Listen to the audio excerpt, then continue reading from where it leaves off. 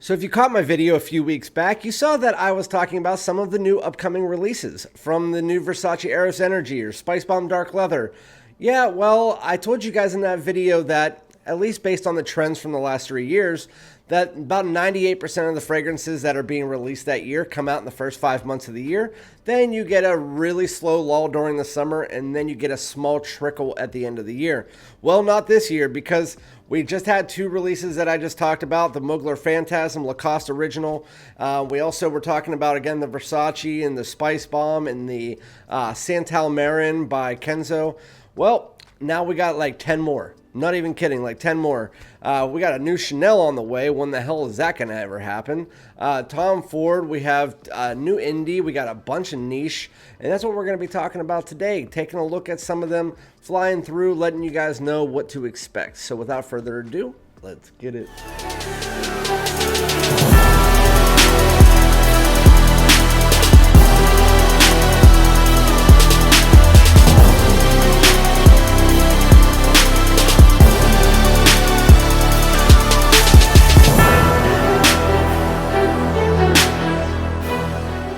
What's good, my great smelling dudes? Welcome back to my channel. My name is Randy, aka Fragrance Dude. Thank you guys so much for joining me for yet another video where I'm going to be taking a look at some of the upcoming and new releases.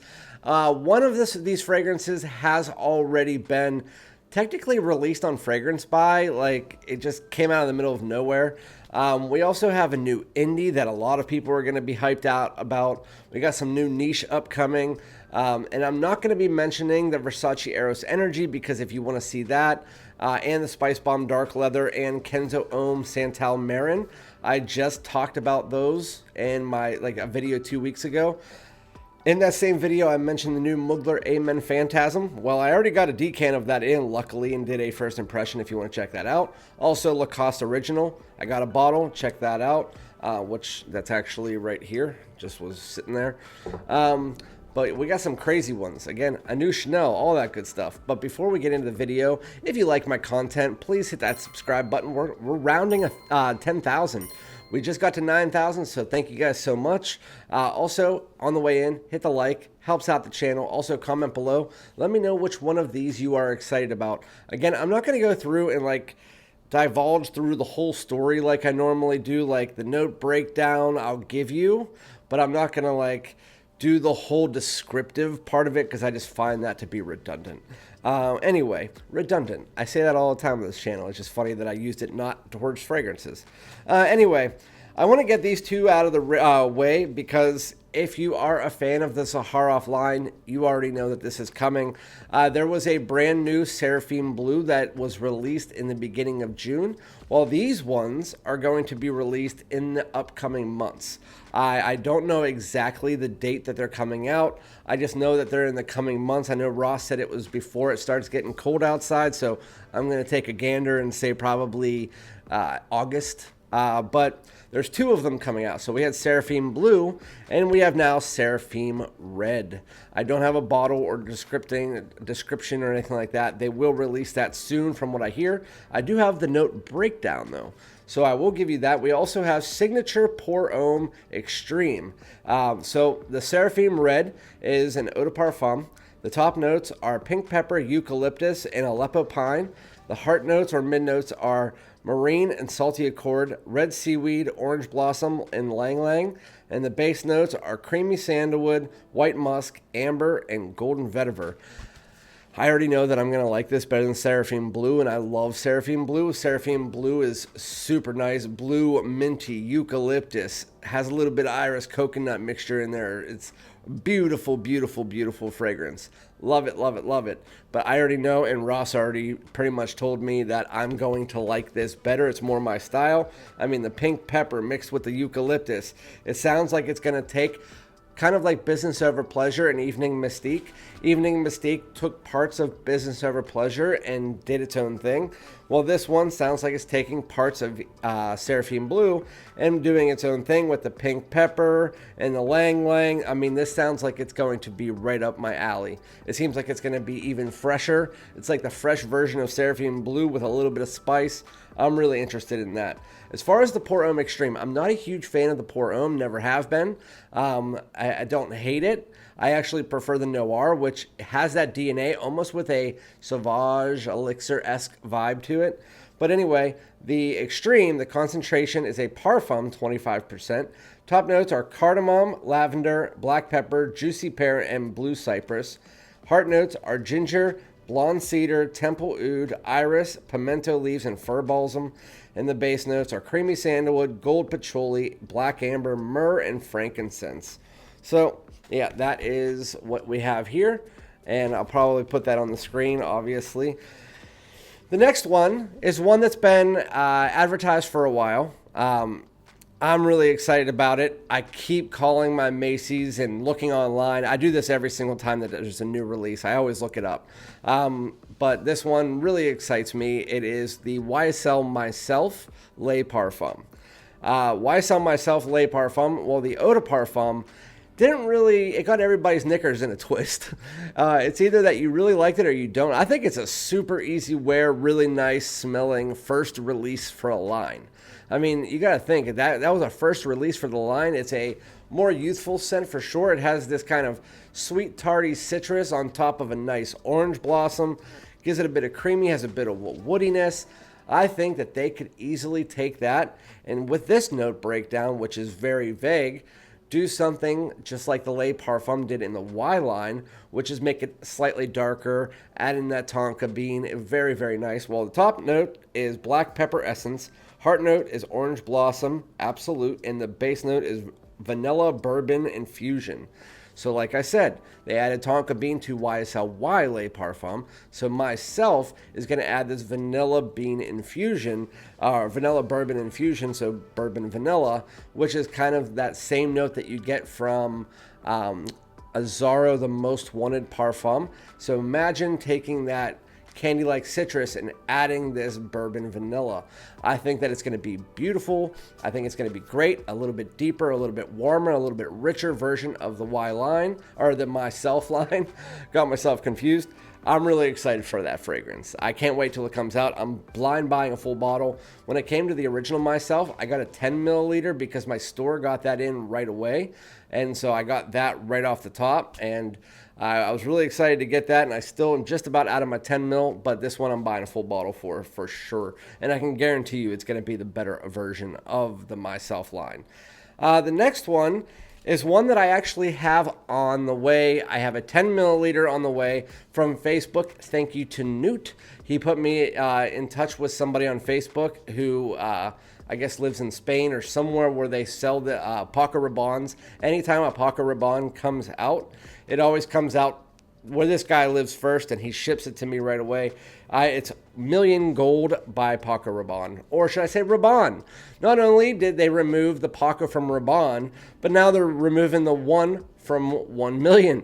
So I said that on my post the other day. I was just like, what are they doing? Just shitting on Paco Rabanne? Like, he just passed away, and you're taking away the name, you're taking away the 1. It's like trying to change things up, but it's not really doing well for you. I posted that the other day, and I was just like, what the heck are you guys even doing over there? With that said, the top notes are golden sandalwood and mandarin. The mid notes are warm cedar and spices, and the base note is intense wood.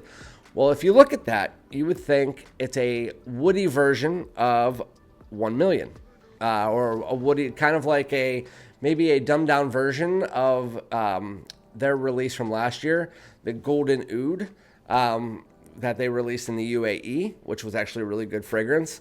But I've actually heard from good sources that this is actually closer to the 1 million Lucky style of woodiness and sweetness than any of the other ones in the line. So if you're getting your hopes up that it was going to be some kind of super woody fragrance, from what I hear, I don't know for sure, but from what I hear from very, very good sources that I trust, this is going to be not like smelling like 1 million Lucky, but in that genre of the 1 millions, it's going to be closest to Lucky, which as a fragrance reviewer, I can tell you, Privé was my favorite, but Lucky is my favorite of the still active fragrances. So I kind of hope that's right. I love sandalwood.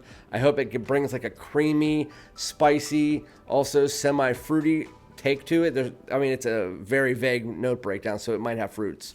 It might have citrus. You might have blood orange from the line. You never know. And then the intense wood, I mean, I think that's just going to be a play on words because they call 1 Million Lucky a super woody fragrance. But for me, it is woody, but it's more fruity than anything. Anyway, that's Million Gold by Rabanne. Really excited for it. The next one is one that I do have to say, I'm not like surprised, but at the same time I am. It's like, what the heck were they even thinking waiting this long to bring out another fragrance? Because honestly, Chanel hasn't brought out a fragrance since, when was it, like 2012, 2011 with Allure Homme Sport Eau Extreme. I know that they had some other rebottle of the one, probably my favorite one from the line, which is Edition Blanche. I don't remember, that came out after Extreme, but I think it was like 2015, 2014, where they made it the Eau de Parfum, which really didn't matter because both of them lasted 4 hours. Anyway, this is Chanel's Allure Homme Sport Superleggera. And Superleggera means super light. I don't know.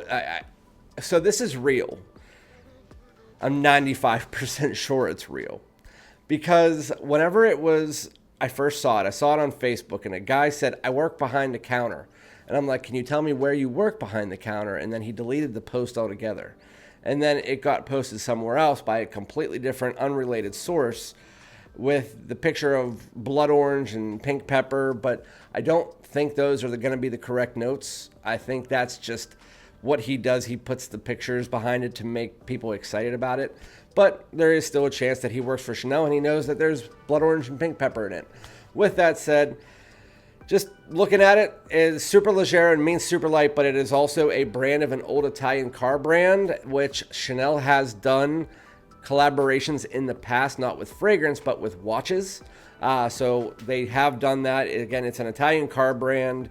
I don't know exactly the whole story. I just know it's a very popular brand that Chanel has done collaborations with before. I have a feeling that this could be a boutique exclusive, just like Edition Blanche. I have a feeling that it could be. Don't mark my words on that, but I just don't see them putting something called Superleggera into full worldwide rotation, because a lot of people aren't going to know what that means. Or they might think it's cool looking. I honestly don't know. But honestly, the font on it looks fake. I mean, it's what the brand is, but it kind of looks, that brand Superleggera, the font just looks very childish. I don't know. I'm excited for it. I'm going to buy it, obviously. As soon as it comes out, it's going to be $200 plus. It's probably going to be a fresher version of Allure Homme Sport, because super light, super light. I just really hope it's not super fucking light. I mean, that would suck. Anyway, I'm not going to spend more time on things that I have no idea about, but Superleggera by Chanel. We'll see how that goes. The next one is Tom Ford. They just came out with Eau d'Ombre Leather, or Eau d'Ombre Leather. And I said last year in January, I heard that they were coming out with an eau de toilette of ombre leather, and I thought it was called Eau d'Ombre Leather. And well, I thought it was coming out last year. It took another year before it even came out, because I heard from a source that this was coming out. And so we still don't have any specific notes. I can tell by the picture that was leaked. It is cashmere and amber vanilla with the leather, which is also that. So, I mean, cashmere and amber, leather, warm, but I also feel like this is going to be fresh, and I feel like they're going to confuse you. Cashmere can also have that fizzy pop to it. So I don't know. We're going to have to see. I'm pretty sure it's an eau de toilette, Eau de Jambre Leather, or Eau de Jambre. I just had that. Eau d'Ombre Leather. I'm hoping it's going to be a fresher version of it, but if it's not, and it just concentrates on the vanilla and the amber and the cashmere. I'm still happy with that. That still sounds freaking amazing. All I know is I'm excited about it. I've really grown into the Tom Ford Ombre leather line. While the Parfum is my favorite, I like all three of them. My wife still doesn't like them, but I don't care. But the ombre leather, obviously, check out my community tab. I will post more information when I get it. Going into the next one. This one is a indie fragrance, and if you guys know Watermelon Shine, it was their last release. Smells like a juicy ass watermelon. Super, really good fragrance. They focused their fragrances around moonshine, while Watermelon Shine didn't have a lot of booziness in it. I do have to say this sounds really good. This is by Copperstill. It is Shine Punch. Shine Punch, the main notes are Maggie Valley Moonshine, Pineapple, Black Currant, Cherry, Mandarin Orange, Lime, Bergamot, and Green Apple. I mean, that is like full bottle worthy, blind buy, right in your face, if I've ever seen one, at least in my opinion. I mean, think about it. Moonshine, pineapple, black currant, cherry, mandarin orange, lime, bergamot, green. It's like my favorite notes are all through there. The only thing it's missing is ginger and cinnamon. But Shine Punch by Copperstill, it's coming out very soon. I mean, within weeks, I'm pretty sure. And I know somebody who has tried it, and they said, just wait. And so I'm really excited about it. So that is Shine Punch by Copperstill. I don't know much else information, but if you just put that cherry, I actually guessed it on the live stream when Copperstill was talking about it. I said, they showed the bottle, and I was like, is that cherry? I was like pineapple upside down cake with the cherries. That sounds so good. I'm really excited about that. With the moonshine, a little bit of booziness, some apple. Fruity, love it. Oh, after Watermelon Shine, I am literally just getting super happy in my pants about that fragrance. What did he say? Don't mind me. Anyway, going into the last two. So this one is kind of just like a random mention. I saw it on Ross's live stream. They reached out to me. I'm not sure if I'm going to accept a bottle or not. I'm not really too interested. I like Commodity Bergamot. But anyway, this is Commodity Juice. Commodity Juice is looks like a raspberry heavy fragrance. It's a juicy fragrance. Looks more feminine. That's why I'm not like fully interested in it. With that said, I'll try it out when I get to Sephora. But yeah, Commodity Bergamot was really nice. They have like a older line that kind of shows its face at rack stores. So when I look at Commodity, I see them as a rack store fragrance. I don't see them as $100 plus Sephora fragrance. It's just the way I look at it. Well, Commodity Milk was nice. We'll see how this one goes, but it's Commodity Juice. I'll put the note breakdown on the screen if there is one. I just wanted to mention that while I was in this video. Going into the last two. So the last two, I wanted to mention this one because it's already released on Fragrance Spy for $160 somehow, when the fragrances are usually almost $300. But I love the bottles. I love Imperium. Haven't tried any of the other ones, but I really wanted to try one of them. I can't remember the name. Electimuss, I can't remember. I'll put it on the screen if I figure it out. But this is Electimuss Spice d'Arno. The top notes are pink pepper, bergamot, lemon, cardamom, and elemi. Mid notes are leather, bran absolute, cistus absolute, thyme, iris, orange flower, and then base notes are oud, vanilla, myrrh, and cashmere. I mean, all those notes together sounds like a warm but fresh, sweet but also creamy, and then has a little bit of spice. It just sounds like there's a nice mixture, and it's Spice d'Arno, which I don't know what d'Arno means, but the spice in it sounds nice. And they have the oud, the vanilla, that resinous myrrh, and then you get the cashmere, maybe a little bit of a smokiness, and then orange flower or orange blossom, really nice. Leather, Bran Absolute, which is in Boss the Scent Magnetic, brought almost like a sweet cereal-like vibe to it. So we'll see how all of that goes. Pink pepper's in it. Pink pepper's one of my favorite notes. I'm thinking about blind buying that fragrance, but I'm not sure. But again, yeah, it sounds really good. The bottle looks really cool. So the only thing I'd be worried about is Electimuss is either super hot or super cold. I've never found really any in the middle. I really love them or I don't like them. That's just the way I've always been with Electimuss. Anyway, going to the last one. This is the last one that has, again, no information. It just was teased, and yes, we're getting a third Parfums de Marly fragrance in like a year. This is Parfums de Marly Imperius. All we have is that it's a purple bottle, it has gold writing, and we know nothing else.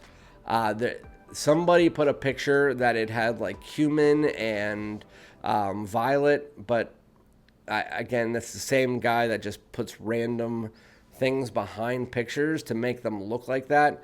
I don't know if that's the exact, it could be that. If it is cumin and violet and stuff like that, it's not going to make me that excited. I was really hoping the purple would be plum. Plum is my favorite note. And the only issue with that, though, is that Parfums de Marly is known, and well, so is Initio. They go back and forth with kind of like just doing the same fragrances across both lines. And the one is Initio Paragon that has the plum in it that was released only like a year and a half ago. And so this could be that version in the Parfums de Marly line. But I hope it's revolving around plum. I'm not a huge fan of violet. I mean, I can be, depends on the violet, but we're going to have to see. I'm actually really excited about that fragrance, but I'll bring you more information about that when it comes out. But it's been about 20 minutes. I appreciate you guys. Again, I'm going to pick up all these. I'm excited about every single one of them, and that's why I decided to do a video on it. Let me know which ones you're most excited about. Let's just hope the Chanel is not like some kind of rebottle or something like that, or let's just hope everything comes out and it's everything that we wanted. So, yeah, let me know, and again, I'll be back with another one. Peace out.